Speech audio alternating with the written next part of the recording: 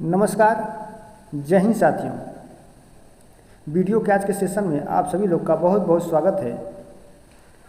Video के आज के सेशन में हम लोग महात्मा गांधी काशी विद्यापीठ के द्वारा कराई जा रही एकेडमिक परीक्षा BA BSc second semester geography के क्वेश्चन पेपर के आंसरों पर डिस्कशन करेंगे।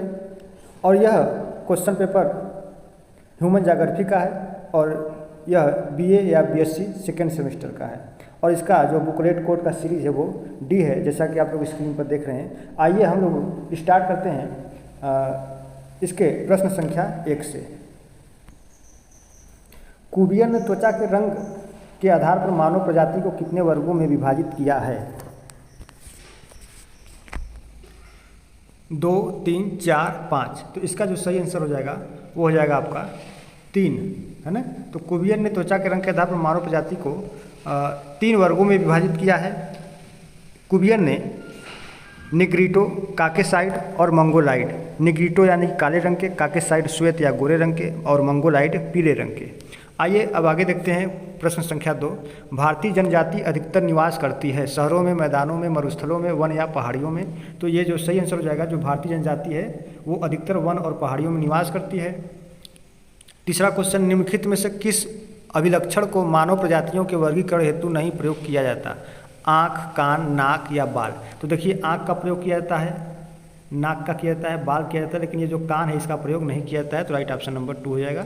प्रश्न संख्या 4 पर को देखते हैं। प्रवास कटिबंध सिद्धांत किसने प्रतिपादित किया? Griffith, Taylor, E C Semple, Jean Brunhes, Carl Ritter. तो ये जो प्रवास कटिबंध सिद्धांत है ये ग्रिफिथ टेलर के द्वारा सन 1919 में दिया गया था। तो राइट ऑप्शन 1 हो जाएगा। अगला क्वेश्चन है, कौन रबेसन यानी कोनरबेसन शब्दावली का प्रयोग किया? Jean Gottmann, Lewis Mumford, Patrick Geddes, Burley Griffin. तो सही आंसर हो जाएगा आपका पैट्रिक गेडिस। अगला क्वेश्चन है, निम्न में से किस प्रदेश में प्रलेखित प्राचीनतम नगरी बस्ती रही है? हांगहो की घाटी, सिंधु घाटी, नील घाटी, मेसोपोटामिया। राइट ऑप्शन हो जाएगा आपका मेसोपोटामिया। अगला क्वेश्चन है, देखिए मित्र 7 नंबर, सघन अधिवास पाया जाता है मरुस्थल में, पर्वतों में, सागर तटों में, जलोढ़ मैदानों में। तो ये जो सघन अधिवास होंगे हमेशा मैदानों में पाए जाएंगे। तो right option number 4। 8 number question है, निम्नलिखित में से किसमें एक परंपरागत अधिवास को कामपुंग के नाम से जाना जाता है? Japan, Malaysia, Thailand, Bharat. तो इसमें जो आपका मलेशिया है ना, मलेशिया इसमें जो आपका मलेशिया है ये आपका यहाँ पर जो परंपरागत अधिवास होते हैं उन्हें कामपुंग के नाम से जाना जाता है। तो राइट ऑप्शन हो जाएगा मलेशिया, और या इसको आप मलय प्रायद्वीप भी कह सकते हैं। अगला क्वेश्चन है 9 नंबर का, निम्नलिखित में से किस देश में जनसंख्या घनत्व सर्वाधिक है? बांग्लादेश, पाकिस्तान, श्रीलंका या भारत। तो इसमें जनसंख्या घनत्व सर्वाधिक पूछ रहा है, तो इसमें सर्वाधिक जनसंख्या का जो घनत्व है वो बांग्लादेश है। तो राइट ऑप्शन हो जाएगा आपका बांग्लादेश। तो बांग्लादेश का जो जनसंख्या घनत्व है वो 1156.84 है ना, 1156.84, या इसको आप सीधा कह सकते हैं 1156 व्यक्ति प्रति वर्ग किलोमीटर है। पाकिस्तान में 312 व्यक्ति प्रति किलोमीटर है। श्रीलंका में 349 व्यक्ति प्रति वर्ग किलोमीटर हैं, और इंडिया में तो जानते ही होंगे 382 व्यक्ति प्रति वर्ग किलोमीटर हैं। तो इस आधार पर बांग्लादेश राइट आंसर हो जाएगा। अगला क्वेश्चन है 10 नंबर, पर्ल्स ऑफ एशिया पुस्तक के लेखक कौन है? Carl Ritter, E Huntington, F Ratzel, E B Humboldt. तो इसमें जो राइट ऑप्शन हो जाएगा आपका Huntington, right option number 2, Pearls of Asia के लेखक हैं। 11 नंबर है कि मानव भूगोल की निम्नलिखित विचारधाराओं में कौन सी जर्मन स्कूल से संबंधित है? पर्यावरणीय निश्चयवाद, संभववाद, नव निश्चयवाद, उपयुक्त सभी। तो यहाँ पर पूछा जर्मन स्कूल से संबंधित है। तो जो पर्यावरणीय निश्चयवाद ये जर्मन से है, ये संभववाद फ्रांस से है, ये किससे है? ये फ्रांस से है। और नव निश्चयवाद ये आपका अमेरिकी भूगोलवेत्ता ग्रिफिथ टेलर के द्वारा दिया गया था। तो इस आधार पर राइट ऑप्शन 1 हो जाएगा। अब पिग्मी निवासी है Amazon basin, Parana basin, Ganga basin, इनमें से कोई नहीं। तो जो पिग्मी निवासी हैं ये कांगो बेसिन में निवास करते हैं। तो जो कांगो बेसिन ऑप्शन में दिया नहीं है, तो इस आधार पर चौथा इसका राइट ऑप्शन हो जाएगा। ब्रेन ड्रेन समस्या है विकसित देशों की, विकासशील देशों की, अविकसित देशों की, इनमें से किसी की नहीं। तो ये जो ब्रेन ड्रेन है यह विकासशील देशों की एक समस्या है। तो राइट ऑप्शन नंबर 2 हो जाएगा। जनाधिक्य की समस्या का समाधान हो सकता है कृषि पुनर्व्यवस्था से, औद्योगिक विकास से, परिवार नियोजन से, उपयुक्त सभी द्वारा। तो इसका जो राइट आंसर है ये आपका हो जाएगा, जनाधिक्य की समस्या का जो समाधान हो सकता है ये इन चारों में जो सबसे बेस्ट ऑप्शन है ये आपका परिवार नियोजन है। तो यही इसका करेक्ट आंसर होगा परिवार नियोजन। चूँकि कृषि पुनर्व्यवस्था से जनाधिक्य की समस्या का कोई समाधान उतना नहीं हो पाएगा। औद्योगिक विकास होगा तो जनसंख्या और बढ़ेगी ही, है ना। तो परिवार नियोजन से जनसंख्या आपका कम होगा और खाद्य पदार्थ जो होंगे वो जनसंख्या के बिल्कुल अनुकूल हो जाएगा। आगे चलते हैं। उत्तरी अमेरिका के मूल निवासी किस प्रजाति के थे? काकेसाइड, निग्रिटो, मंगोलाइड या ऑस्ट्रिक? तो जो उत्तरी अमेरिका के मूल निवासी हैं ये मंगोलाइड, है ना। इनमें से मंगोलाइड बिल्कुल सही है, तो राइट ऑप्शन हो जाएगा आपका मंगोलाइड। लेकिन यदि रेड इंडियन होता तो बिल्कुल करेक्ट आंसर हो जाता रेड इंडियन। आगे चलते हैं। निम्नलिखित में से कौन सी एक विशेषता स्थानांतरित कृषि से संबंधित नहीं है? मानवीय श्रम की प्रधानता रहती है, प्रति हेक्टेयर उत्पादन कम है, रसदार फलों की खेती होती है, उर्वरकों का प्रयोग नहीं होता है। तो इसका जो सही आंसर हो जाएगा वो आपका रसदार फलों की खेती होती है। यह स्थानांतरित कृषि की विशेषता नहीं है। बाकी ये भी विशेषता है, ये भी है, ये भी है, जबकि प्रश्न में यही पूछा जा रहा है कि कौन सी विशेषता नहीं है। अब आगे हम लोग बढ़ते हैं। 17 नंबर क्वेश्चन देखते हैं। लकड़ी काटने का व्यवसाय उष्ण आर्द्र वनों की अपेक्षा शीतोष्ण शंकु वनों में अधिक विकसित है, क्योंकि परिवहन सस्ता है, मुलायम लकड़ी के वृक्ष पाए जाते हैं, सस्ता श्रम उपलब्ध है, बड़े क्षेत्र में एक जाति के वृक्ष पाए जाते हैं। तो इसका जो सही आंसर है वो हो जाएगा आपका मुलायम लकड़ी के वृक्ष पाए जाते हैं, इसलिए यहाँ पर जो है कि वनों की कटाई अधिक होती है। अगला क्वेश्चन है। सड़कों के किनारे स्थित बस्ती का प्रतिरूप क्या होगा? तारा प्रतिरूप, रेखी प्रतिरूप, अरी प्रतिरूप, वृत्ताकार प्रतिरूप? तो सड़कों किनारे, नहरों किनारे और रेल पटरियों किनारे ये हमेशा रेखी प्रतिरूप बनता है, तो राइट ऑप्शन नंबर 2 हो जाएगा। 19 नंबर। कौन सा क्षेत्र जनसंख्या वितरण के अनुसार जनशून्य है? Brazil, Bharat, Japan, Antarctica?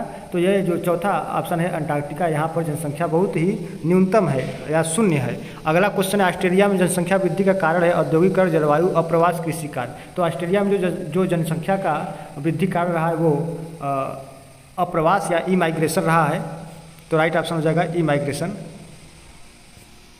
अगला क्वेश्चन है। विश्व की कुल जनसंख्या का आधा से अधिक भाग निवास करता है, तो यहाँ पर देखिए जो ऑप्शन दिया हुआ है चौथा ऑप्शन, 20 डिग्री उत्तर से 40 डिग्री उत्तरी अक्षांशों में 2/3 जनसंख्या निवास करती है, राइट ऑप्शन चौथा हो जाएगा। कोई अनिवार्यता नहीं है परंतु प्रत्येक स्थान पर संभावनाएं हैं, यह कथन है जीन ब्रूंस, लुसियन फेब्रे, विडाल डी लाब्लांस और कार्ल रिटर। तो देखिए 1922 में एक पुस्तक आई थी जियोग्राफिकल इंट्रोडक्शन टू हिस्ट्री, तो ये geographical introduction to history Lucien Febvre के द्वारा पुस्तक लिखी गई थी। इसी पुस्तक में इन्होंने सर्वप्रथम संभववाद शब्द का प्रयोग किया और संभववाद का समर्थन करते हुए इन्होंने ये कहा कि कहीं भी अनिवार्यता नहीं है, कहीं भी अनिवार्यता नहीं है, सर्वत्र संभावनाएं विद्यमान हैं और मनुष्य इन संभावनाओं के स्वामी के रूप में इसके प्रयोग का निर्णायक है। तो राइट ऑप्शन आपका यही हो जाएगा, लुसियन फेब्रे हो जाएगा। आगे चलते हैं। चेना कृषि की जाती है, तो ये चेना कृषि इन चारों में देखिए श्रीलंका में की जाती है। फिर आगे चलिए निम्नलिखित में से किसने नवाचार विवरण मॉडल प्रस्तुत किया? तो इसमें देखिए कंफर्म नहीं है, इन दोनों में से कोई एक हो सकता है, इसलिए मैं इस पर मैं उत्तर नहीं दूंगा कि इन दोनों में से कौन है। चलिए अब आगे हम लोग बढ़ते हैं। 25 नंबर। भारतीय जनगणना 2011 के अनुसार भारत में महानगरों की कितनी संख्या है? तो ये इस समय अभी भी 53 संख्या है। 26 नंबर। निम्नलिखित देशों का उनकी जनसंख्या के संदर्भ में सही अवरोही क्रम है? Indonesia, Brazil, USA, Indonesia, Brazil, USA, Indonesia, इनमें से कोई नहीं। तो इसका जो सही क्रम होगा वो दूसरा वाला ऑप्शन जो दूसरा ऑप्शन है बिल्कुल सही हो जाएगा आपका, यूएसए, इंडोनेशिया और ब्राज़ील। आगे बढ़ते हैं। जब किसी राष्ट्र की जनसंख्या वहाँ के संसाधनों के विकास की तुलना में अधिक होती है तो इस अवस्था को कहते हैं, तो इस अवस्था को जनाधिक्य की अवस्था कहेंगे, तो राइट ऑप्शन नंबर 3 हो जाएगा।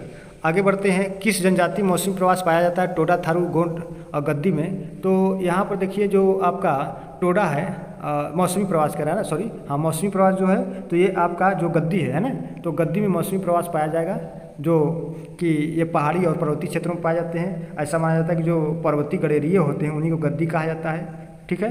तो ये गद्दी लोग क्या करते हैं, मौसमी प्रवास करते हैं। टोडा तो तमिलनाडु के नीलगिरी पर्वतों में पाया जाता है, थारू गंगा के तटीय क्षेत्रों में, गोंड मध्य प्रदेश में सर्वाधिक मात्रा में पाए जाते हैं। आगे चलते हैं। कौन सी जनजाति दिवाली को शोक का त्यौहार मानती हैं? गद्दी, थारू, भील, संथाल? तो इसमें तो आपका जो थारू है ये दिवाली को शोक के रूप में जानती हैं। निम्नलिखित जनजातियों में से कौन सी बहुपति विवाह की प्रथा को मानती है? मुंडा, संथाल, टोडा, उपयुक्त में से कोई नहीं। तो इन चारों में जो टोडा है ये बहुपति विवाह की प्रथा को मानती है। अगला क्वेश्चन। निम्नलिखित युग्मों में किसका सुमेल नहीं है? भील राजस्थान, संथाल झारखंड, टोडा तमिलनाडु, गद्दी उत्तर प्रदेश? तो इनमें से किसका सुमेल नहीं है? देखिए भील राजस्थान पाए जाते हैं, गुजरात में भी पाए जाते हैं, संथाल झारखंड छत्तीसगढ़ में पाए जाएंगे, टोडा तमिलनाडु में पाया जाएगा। लेकिन जो गद्दी है ये उत्तर प्रदेश में नहीं पाया जाता है, बल्कि यह लद्दाख हुआ, हिमाचल प्रदेश हुआ, सिक्किम हुआ, ऐसे ऊंचे ऊंचे पर्वतीय क्षेत्रों में ये पाए जाते हैं। तो यही राइट ऑप्शन हो जाएगा चौथा। अगला है 32 नंबर है, निम्नलिखित में से कौन सा प्राथमिक क्रिया से संबंधित नहीं है? खाद्य संग्रहण, मत्स्यन, उत्खनन, उपयुक्त में से कोई नहीं। तो देखिए आपका खाद्य संग्रहण प्राथमिक क्रिया है, मत्स्यन प्राथमिक क्रिया है, उत्खनन प्राथमिक क्रिया है। तो सही ऑप्शन हो जाएगा चौथा, उपयुक्त में से कोई नहीं। आगे बढ़ते हैं, निम्नलिखित में से कौन सा आदिम व्यवसाय नहीं है? आखेट, व्यापार, आदिम कृषि, चरवासी, पशु चारण। तो इनमें से आदिम व्यवसाय नहीं है। तो देखिए आखेट, आदिम कृषि, चरवासी, पशुचार। तो इसमें आपका ये जो व्यापार है ना, ये व्यापार आपका जो है कि कोई आदिम व्यवसाय नहीं है।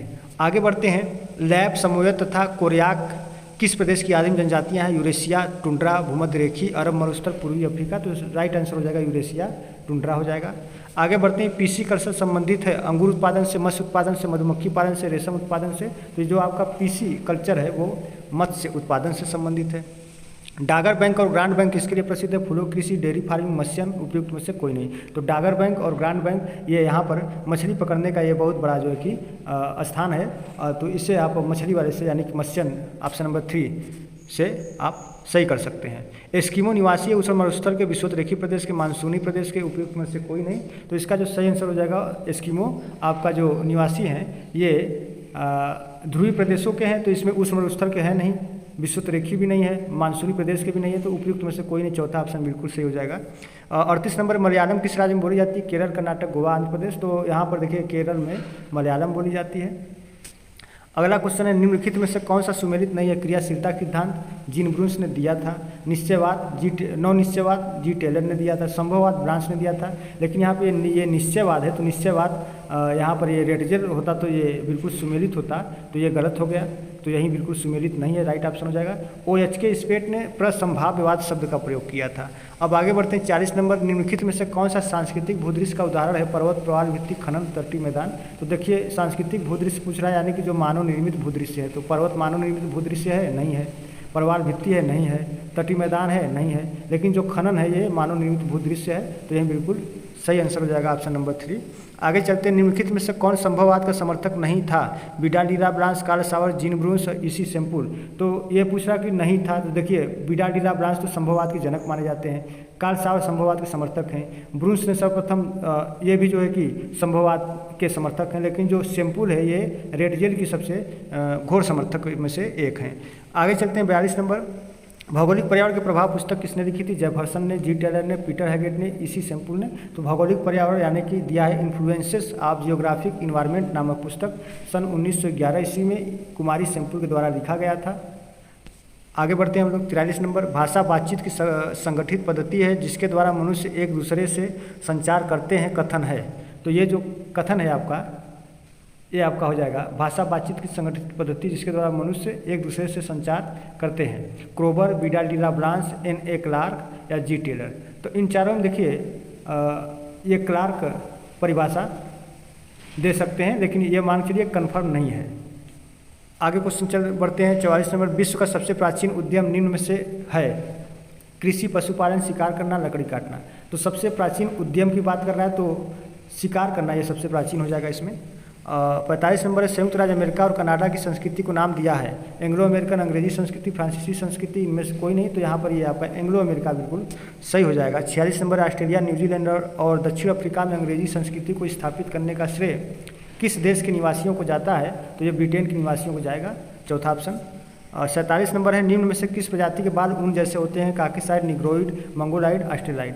जो काले रंग के होते हैं उनके बाल घुंघराले होते हैं और ऊन के जैसे होते हैं तो ये निग्रोइड होते हैं। आगे चलते हैं, प्रजातियों के वर्गीकरण का आधार है शारीरिक लक्षण, मानसिक लक्षण, सामाजिक लक्षण, उपयुक्त सभी। तो जो प्रजातियों के वर्गीकरण का आधार है वो शारीरिक लक्षण ही है।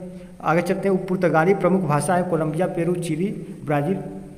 तो यहाँ पर देखिए इन तीनों में, कोलंबिया में, पेरू में और चिली में, इन तीनों में स्पेनिश भाषा बोली जाती है। यहाँ पर स्पेनिश भाषा बोली जाती है, जबकि ब्राज़ील में पुर्तगाली भाषा बोली जाती है। तो राइट ऑप्शन नंबर आपका 4 हो जाएगा। आगे देखते हैं, निम्नलिखित में से किस कटिबंध में मछली पकड़ने का कार्य सर्वाधिक होता है? उष्ण कटिबंध, शीतोष्ण कटिबंध, शीत कटिबंध, सभी में। तो आपका ये जो दूसरा ऑप्शन है शीतोष्ण कटिबंध में सर्वाधिक होता है। निम्नलिखित में से कौन सा जनसंख्या परिवर्तन का घटक नहीं है? जन्म दर है, प्रवचन है, मृत्यु दर है, लेकिन लिंगानुपात नहीं है, तो राइट ऑप्शन है आपका लिंगानुपात, चौथा ऑप्शन हो जाएगा। 52 नंबर एस्किमो जनजाति का दूसरा नाम है, तो इसे इन्यूट के नाम से भी जानते हैं। इग्लू किसका अधिवास है, तो इग्लू बर्फ का घर होता है जो एस्किमो के द्वारा बनाए जाते हैं। माल्थस के जनसंख्या सिद्धांत के अनुसार जनसंख्या बढ़ती है रैखिक रूप से, क्षैतिज रूप से, ज्यामितीय रूप से, अंकगणितीय रूप से, तो इसका जो राइट आंसर हो जाएगा वो हो जाएगा आपका ऑप्शन नंबर 3 ज्यामितीय रूप से। तो माल्थस ने अपने जनसंख्या सिद्धांत में यही बताया था कि जनसंख्या ज्यामितीय तरीके से बढ़ती है, जबकि खाद्यान्न पदार्थ अंकगणितीय रूप से बढ़ते हैं। आगे बढ़ते हैं हम लोग। घेट्टो शब्द संकेत करता है सेंटी टाउन, झुग्गी झोपड़ी, कच्ची आबादी, इनमें से सभी, तो आप ये इनमें से सभी बिल्कुल सही कर सकते हैं, चौथा ऑप्शन। 56 नंबर है मानव भूगोल को किसने मानव समाज और धरातल के बीच संबंधों के रूप में परिभाषित किया। एलिन सी शैम्पू, रेडजेल ने, अलिदिर्सी ने, ब्लांस ने, तो इसका सही आंसर हो जाएगा ब्लांस हो जाएगा। आगे चलते हैं। रुको और जाओ नियतिवाद को और किस नाम से जाना जाता है। संभववाद, नियतिवाद, नौ नियतिवाद, इनमें से कोई नहीं। तो स्टॉप एंड गो डिटर्मिनिज्म ये आप नियो डिटर्मिनिज्म के नाम से भी जानते हैं। निम्नलिखित में से कौन फ्रांसीसी भूगोलवेत्ता नहीं है। बिडाडीरा, ब्लांस है, ब्रूंस है, डिमांजिया है, लेकिन जो ग्रिफिथ टेलर है ये अमेरिकन है, तो राइट ऑप्शन नंबर 2। एंथ्रोपोजियोग्राफी के लेखक है हंटिंगटन, हम्बोल्ट, रेडजेल या रिटर। तो ये रेडजेल ने सर्वप्रथम एंथ्रोपोजियोग्राफी नामक पुस्तक लिखी और इसका प्रकाशन 1882 में पहला प्रकाशन, और दूसरा प्रकाशन कह सकते हैं कि 1891 ईस्वी में हुआ था, और इसी पुस्तक के कारण इन्हें मानव भूगोल का जनक भी कहा जाता है। आगे चलते हैं। निम्नलिखित में से किस विचारधारा के समर्थक बिडाडीरा, ब्लांस है। तो इसमें देखिए संभववाद के हैं, जबकि नियतिवाद के रेडजेल है, नौ नियतिवाद के टेलर हैं, मानववाद के आपके इफ यू तुआन हैं। आगे चलते हैं हम। निम्नलिखित में से किस महाद्वीप में जनसंख्या वृद्धि सर्वाधिक है। एशिया, अफ्रीका, यूरोप, उत्तरी अमेरिका। तो इसका जो सही आंसर हो जाएगा सर्वाधिक जनसंख्या वृद्धि पूछ रहा है, किस महाद्वीप में सर्वाधिक जनसंख्या वृद्धि है। तो ये आपका जो अफ्रीका है इसमें जनसंख्या वृद्धि सर्वाधिक हो रही है। आगे है 62 नंबर। निम्नलिखित में से कौन सा विरल जनसंख्या वाला क्षेत्र नहीं है। सहारा है, भूमध्यरेखीय प्रदेश है, ध्रुवीय प्रदेश है, पूर्वी एशिया, इनमें से नहीं है, तो यही इसका सही आंसर हो जाएगा चौथा ऑप्शन। निम्नलिखित में से कौन सा एक प्रतिकर्ष कारक नहीं है, यानी कि आकर्षक कारक है। तो देखिए जल की कमी ये प्रतिकर्ष कारक है, बेरोजगारी प्रतिकर्ष कारक है, महामारी प्रतिकर्ष कारक है, लेकिन जो चिकित्सा और शैक्षणिक सुविधाएँ हैं ये आपका आकर्ष कारक हैं। तो यही पूछ रहा है कि प्रतिकर्ष कारक नहीं है, तो राइट ऑप्शन नंबर 3। 64 नंबर है भील जनजातियों द्वारा गोल गधेरा उत्सव कब मनाया जाता है। तो ये जो गोल गधेरा होते हैं ये होली के पर्व के रूप में मनाते हैं। निम्नलिखित में से कौन सा संख्या जनसंख्या के कार्यशील आयु वर्ग का प्रतिनिधित्व करती है। तो 15 से 65 वर्ष, 15 से 66 वर्ष, 15 से 64 वर्ष, 15 से 59 वर्ष। तो जो कार्यशील जनसंख्या होती है वो 15 से 60 वर्ष के बीच में आती है, तो राइट ऑप्शन आपका यही हो जाएगा चौथा ऑप्शन 15 से 59 वर्ष। निम्न में से कौन सी एक आर्थिक क्रिया ग्रामीण बस्तियों की मुख्य आर्थिक क्रिया है। तो इसमें से तो सभी लोग जानते होंगे ये प्राथमिक ही है। 67 नंबर कर्तन एवं दहन कृषि का दूसरा नाम क्या है। भूमध्य सागरीय, स्थानांतरित कृषि, रोपड़ कृषि, मिश्रित कृषि। तो कर्तन एवं दहन कृषि का जो दूसरा नाम है उसे स्थानांतरित कृषि के नाम से भी आप जानते हैं, राइट ऑप्शन नंबर 2। अगला क्वेश्चन है बुशमैन जनजाति का निवास स्थान है। अटाकामा मरुस्थल, कालाहारी मरुस्थल, गोबी मरुस्थल, थार मरुस्थल। तो ये जो बुशमैन होते हैं कालाहारी में होते हैं, जबकि पिग्मी कांगो बेसिन में पाए जाते हैं। खिरगिज जनजाति किस प्रजाति की है। तो ये जो खिरगिज है ये आपका मध्य एशिया के तुर्की भाषी जनजाति को खिरगिज कहा जाता है, और ये जो खिरगिज है ये मुख्य रूप से मंगोलाइड प्रजाति की होती है, तो राइट ऑप्शन आपका 1 हो जाएगा, मंगोलाइड हो जाएगा। चलिए अब आगे बढ़ते हैं हम लोग 70 नंबर क्वेश्चन देखते हैं। विश्व की पहली मिलियन सिटी कौन सी थी। Paris, New York, London, Mumbai. तो ये जो लंदन है आपका ये विश्व की पहली मिलियन सिटी थी। मिलियन सिटी मतलब 10 लाख की संख्या वाला नगर, या इसको हम 10 लाखी नगर के नाम से भी जानते हैं। आगे बढ़ते हैं। ऋतु प्रवास क्या है। अंतर्राष्ट्रीय प्रवास, पशुपालकों का प्रवास, ग्रामीण का प्रवास। पशुपालकों का अपने पशुओं के साथ ऋतुवत गमनागमन, यही ऋतु प्रवास कहलाता है। अगला क्वेश्चन है 72 नंबर। सेमांग जनजाति की प्रजाति है मंगोलाइड, काकेसाइड, निग्रिटो, नार्डिक। तो सेमांग जनजाति की जो प्रजाति है वो है आपका मंगोलाइड है। आगे बढ़ते हैं। एस्किमो का मुख्य व्यवसाय क्या है। तो एस्किमो लोग क्या करते हैं कि ज़्यादातर शिकार करते हैं और उसी से अपना जीविकोपार्जन करते रहते हैं, तो ये आखेट हो जाएगा। 74 नंबर है। निम्नलिखित में से किस महाद्वीप की जनसंख्या घनत्व सर्वाधिक है। एशिया, अफ्रीका, उत्तरी अमेरिका, दक्षिणी अमेरिका। तो महाद्वीप की जनसंख्या घनत्व सर्वाधिक है, तो इसमें एशिया महाद्वीप का घनत्व सर्वाधिक है। अब बात करते हैं 75 नंबर के क्वेश्चन पर। और हाँ देखिए, जो लोग पहली बार आ रहे हैं चैनल पर वो लोग चैनल को अवश्य सब्सक्राइब कर लें, ताकि अन्य विषयों से जुड़ी जो आंसर है उनको प्राप्त हो सके। साथ ही साथ इस चैनल के माध्यम से भूगोल को एक जो है कि डिस्क्रिप्शन के रूप में भी पढ़ाया जा रहा है, आप जा कर के वहाँ से भी पढ़ सकते हैं। इस समय मानव भूगोल को पढ़ाया जा रहा है और उसी से संबंधित सब कुछ ये क्वेश्चन पूछा गया है। इसका और डिटेल अच्छी तरीके से जानना चाहते हैं तो आप लोग इसी चैनल के माध्यम से आप लोग मानव भूगोल के चैप्टर को आप लोग पढ़ सकते हैं। आइए 75 नंबर है, अंतिम क्वेश्चन है, वातावरण निश्चयवाद अवधारणा के प्रवर्तक कौन है? ए हैटनर है, आर ग्रेडमैन है, एफ रैटजेल या वी अरिस्टोफेन। तो इसका जो सही आंसर है वो हो जाएगा आपका वातावरण निश्चयवाद अवधारणा के प्रवर्तक एफ रैटजेल रहे हैं। राइट ऑप्शन आपका नंबर 3 हो जाएगा। इसी तरीके अन्य विषयों का उत्तर प्राप्त करने के लिए आप लोग चैनल से जुड़िए, चैनल को सब्सक्राइब करें, वीडियो अच्छी लगे तो वीडियो को लाइक करिए और शेयर करिए। बहुत बहुत धन्यवाद।